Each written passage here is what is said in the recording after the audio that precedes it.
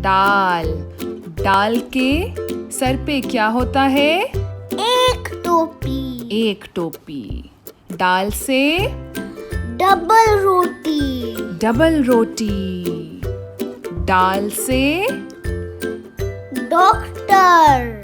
Doctor. दाल डब्बा। डब्बा। दाल से डाकिया। डाकिया। दाल से डोल। डोल। और आपको पता है डॉली को अम्मी से डांट पड़ गई।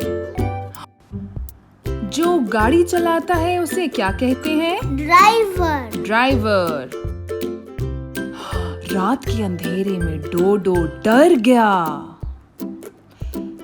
चलें अब हम सीखते हैं दाल बनाना। पहले हम कर्व बनाएंगे और फिर बनाएंगे दाल की टोपी।